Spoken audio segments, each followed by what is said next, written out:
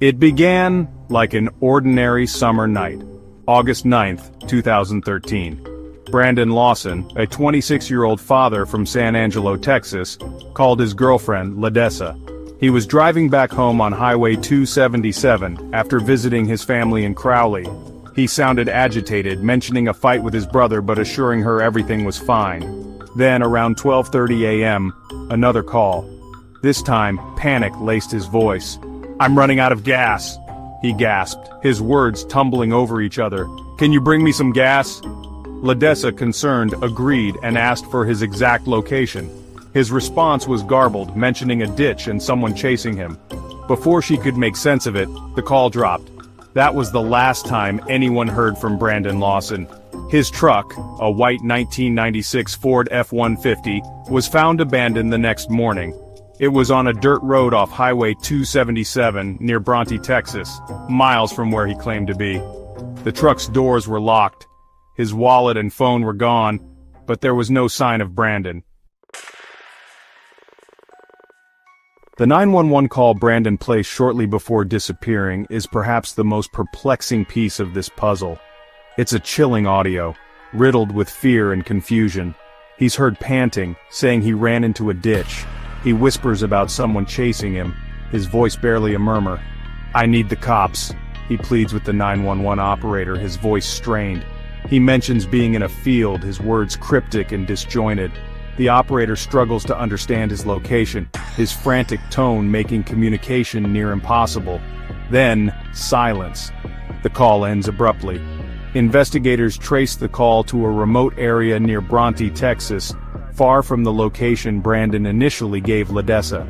This discrepancy, coupled with his incoherent statements, only deepened the mystery.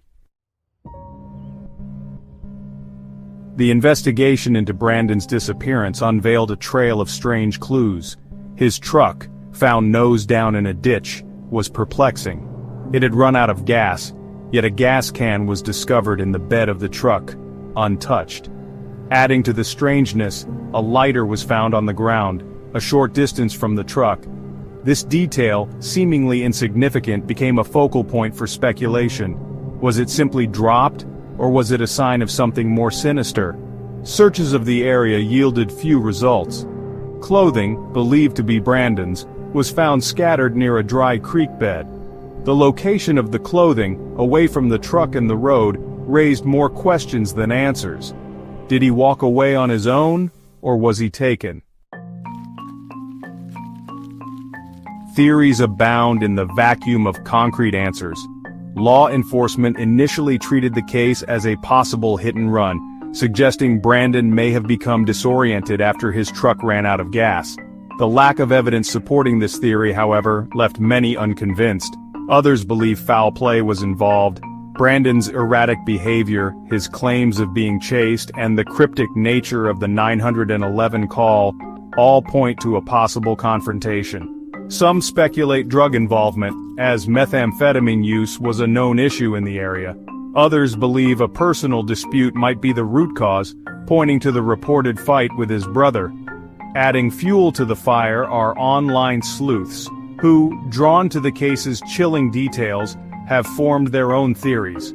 Some suggest Brandon stumbled upon illegal activity and was silenced. Others, citing the remoteness of the location and the lack of concrete evidence, lean towards a more sinister explanation, whispering of serial killers and human trafficking. Years later, a grim discovery breathed new life into the cold case. In 2018, skeletal remains were found in the same vicinity where Brandon disappeared. This development, while chilling, offered a glimmer of hope for closure. Could these be the remains of the missing father? DNA testing, however, delivered a heart-wrenching blow.